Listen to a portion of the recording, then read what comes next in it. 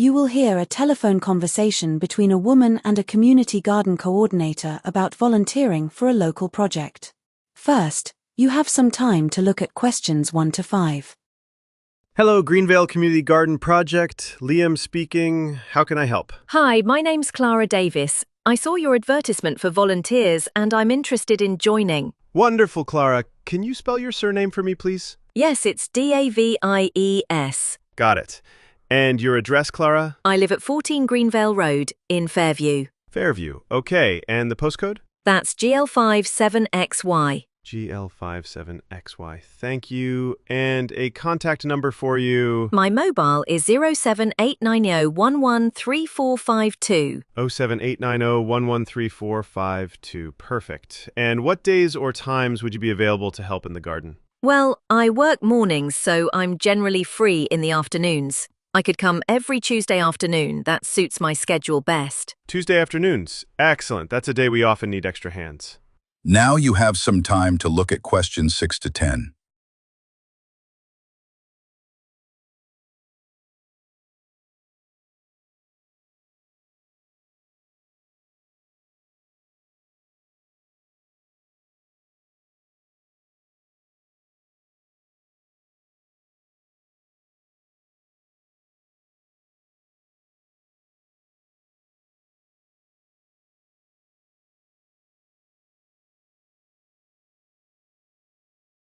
So, Clara, just to give you a brief overview of the project, our main aim is to grow organic produce for the local community, promoting healthy eating and sustainable living. It's not just about vegetables, we have some fruit trees too. That sounds great. And what kind of tasks would I be doing? Primarily, it's gardening, planting, weeding, watering, but we also have a weekly produce stall on Saturdays, and volunteers can get involved in helping out there if they're interested. It's a good way to meet the locals. I might consider that. Do I need to bring my own tools? No, we provide all the necessary equipment. The main tool you'll be using is a trowel for planting, and we have plenty of those. Just bring comfortable shoes and maybe a hat. Good to know. Are there any specific projects happening right now? Yes, we're currently focusing on developing the herb section. We're planting a lot of new varieties for culinary and medicinal uses, so that's where most of the work will be for the next few weeks. That sounds interesting. And is there anything provided at the end of a shift? Yes, we always make sure volunteers get a refreshment at the end of their shift, usually a cold drink and a snack. It's our small way of saying thanks for your hard work. That's lovely. I'm looking forward to starting. That is the end of section 1. You now have half a minute to check your answers.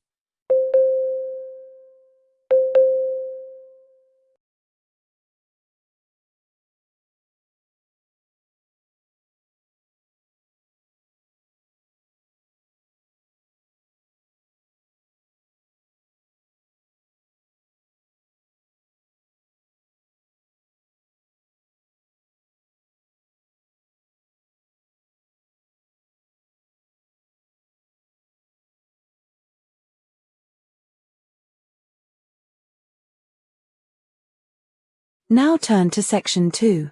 You will hear a radio presenter introducing a segment about an upcoming urban art festival. First, you have some time to look at questions 11 to 15.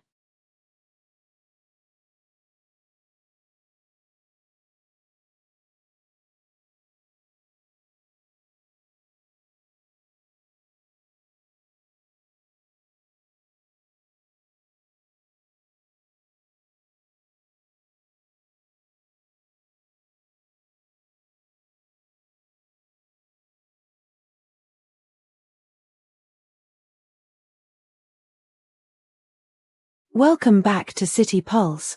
Today, we're talking about an exciting new event that's set to transform our urban landscape, the Canvas City Art Festival. This innovative festival, launching next month, isn't confined to traditional galleries. Its primary focus will be on showcasing stunning, large-scale mural installations across various city districts. Imagine walking down a street and encountering a towering, vibrant artwork on the side of a building. That's the vision.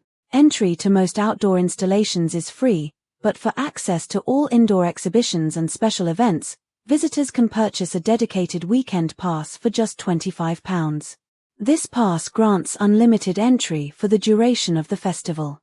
One of the most anticipated aspects is the Emerging Voices section, specifically dedicated to highlighting the work of student artists. It's a fantastic platform for new talent to gain exposure and interact with the public. Beyond just viewing art, the festival encourages participation. There will be numerous workshops where you can learn techniques directly from the artists. For example, we have sessions on creating your own graffiti art, using safe and legal methods, of course. Ultimately, the festival's mission is ambitious: to revitalize and transform often neglected urban areas into vibrant public spaces that inspire creativity and community engagement. It's about bringing art directly to the people, outside of conventional settings. Now you have some time to look at questions 16 to 20.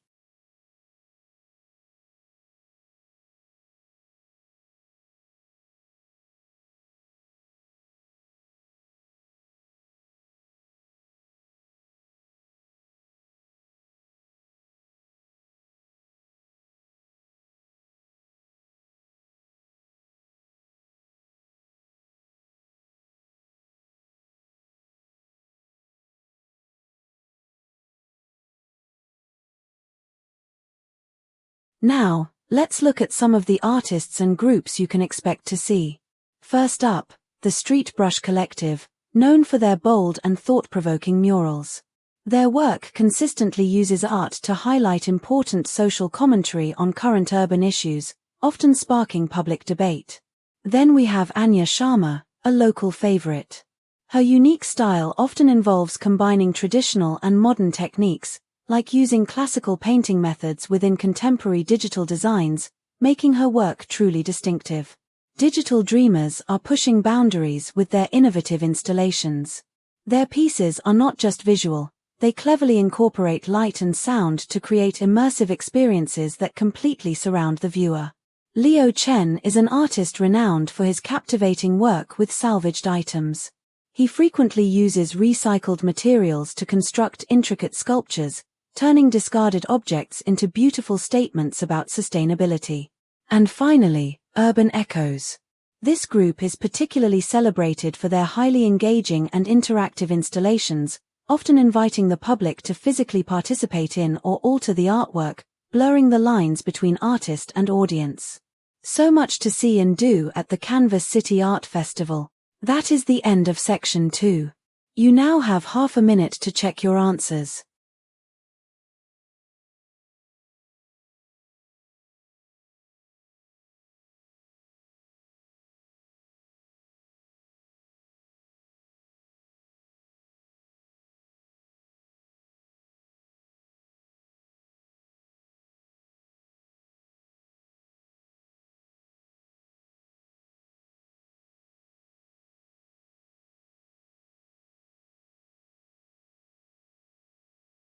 Now turn to section 3.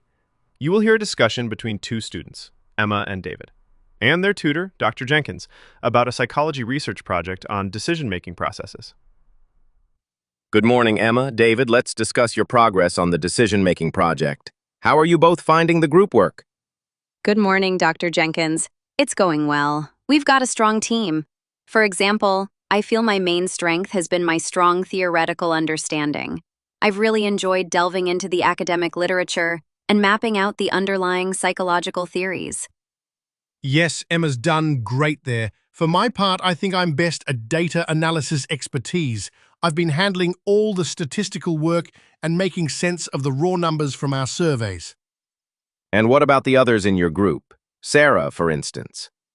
Sarah is incredibly organized. She's been super efficient in collecting information, setting up interviews, and ensuring all our survey responses were gathered smoothly and on time.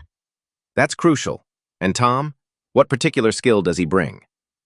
Tom's been invaluable with his creative problem solving.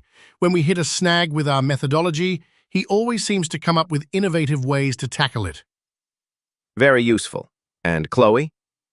Chloe is our meticulous one. She's been incredibly meticulous in writing up findings, ensuring everything is perfectly referenced, and the language is precise.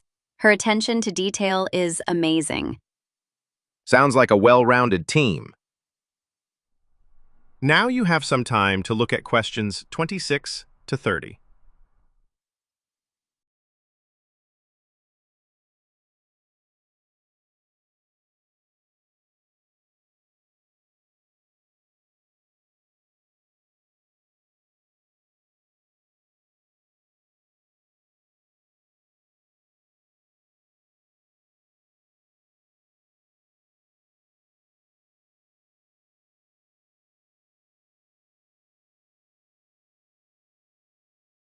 So let's talk about your preliminary findings. What are some of the key insights you've gathered so far regarding decision-making processes? Well, Dr. Jenkins, one of our most significant findings is how often individuals revert to using heuristics, that's mental shortcuts, especially when under time pressure or facing complex choices. It explains why people often rely on gut feelings when making quick choices. And building on that, we observed that information overload was a key factor leading to remarkably poor decisions, especially when participants felt pressured to decide quickly. Too much data seemed to paralyze or confuse them. Interesting. And what about emotional influences? We found that emotional states, particularly anxiety, profoundly impact risk assessment. People experiencing higher anxiety tended to make more risk-averse decisions, even when objective probabilities suggested otherwise. Yes, and a strong correlation emerged between cognitive bias reduction and the provision of clear guidelines. When participants had explicit instructions or a structured framework for thinking, their biases were noticeably reduced.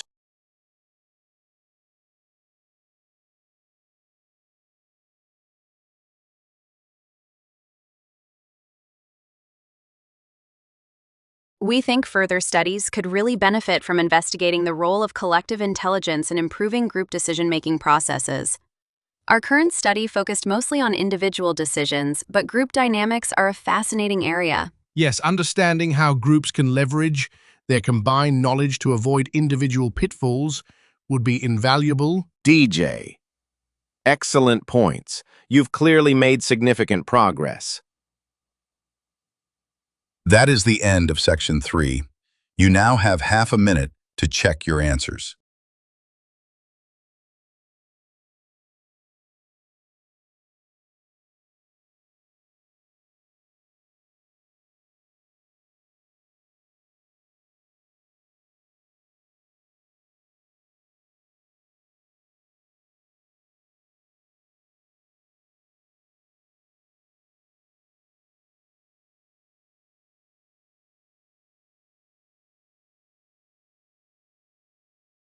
Now turn to Section 4.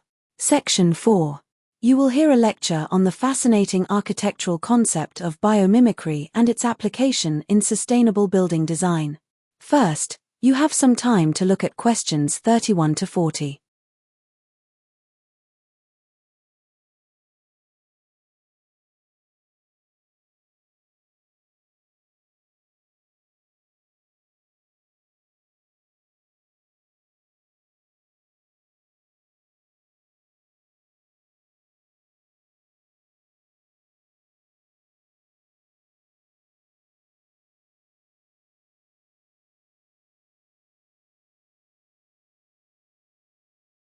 Good morning, everyone.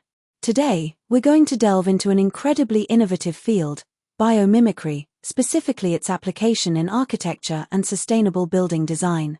Biomimicry, at its heart, is the practice of imitating nature's designs and processes to solve human problems. The core idea is elegantly simple. Nature, through billions of years of evolution, has already developed optimal solutions to many of the challenges we currently face, particularly in areas of sustainability and efficiency. It's about learning from nature, rather than simply exploiting it. This approach focuses on creating sustainable solutions that mimic biological forms, processes, and ecosystems. Let's look at some remarkable architectural examples. Perhaps the most famous is the inspiration drawn from termite mounds. These seemingly simple structures, built by tiny insects, maintain incredibly stable internal temperatures despite extreme external heat fluctuations. Architects studied their ventilation systems, which utilize a complex network of tunnels and vents to achieve passive cooling. This understanding directly inspired the design of the Eastgate Center in Harare, Zimbabwe. This large office and shopping complex has no traditional air conditioning. Instead, it uses a sophisticated natural ventilation system, directly inspired by the termite mound, to maintain stable indoor temperatures. This ingenious design dramatically reduces the building's energy use, making it far more sustainable and economical to operate.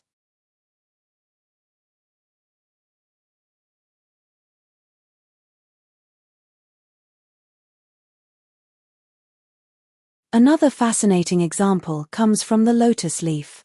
The lotus flower is renowned for its remarkable self-cleaning properties. Water droplets bead up and roll off its surface, carrying dirt particles with them, leaving the leaf pristine.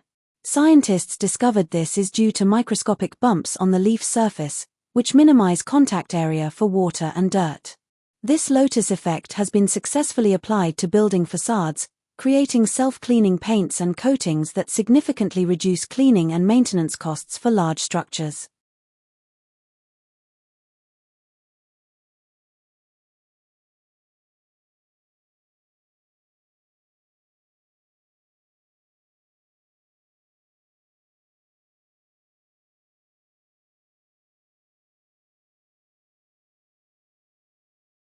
Now you have some time to look at questions 37 to 40. Despite its enormous potential, implementing biomimicry in large-scale architecture faces certain challenges. While there's no shortage of ideas, and many architects are now getting cross-disciplinary training, the primary hurdle is often the difficulty in scaling up biological principles. What works perfectly on a microscopic or small scale in nature can be incredibly complex and expensive to replicate for a skyscraper or a large complex. Beyond climate control, biomimicry also inspires new materials. Take spider silk, for instance. Researchers have been trying for decades to synthesize this incredible material because it is known for its remarkable combination of strength and elasticity. It is significantly stronger than steel by weight, yet incredibly flexible and lightweight, offering huge potential for new building composites, although synthesizing it commercially is proving challenging. Looking to the future, biomimicry in design is likely to evolve even further. While generating their own power and replicating ecosystems are long-term goals, I believe the immediate future will see more focus on creating buildings that actively adapt to climate change. Think of structures that can change their skin like a chameleon, adjusting insulation or ventilation based on real-time environmental conditions, rather than having fixed systems.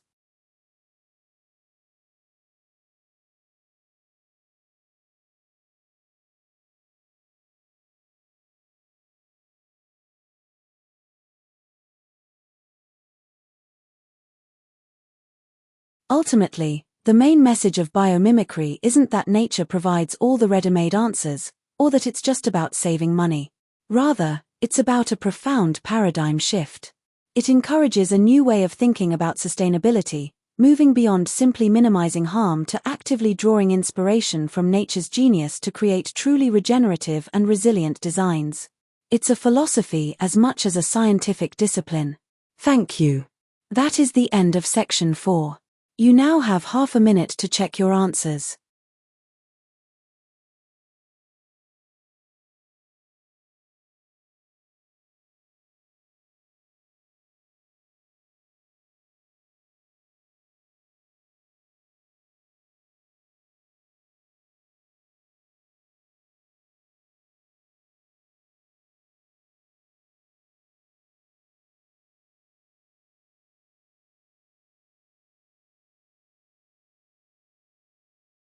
That is the end of the listening test.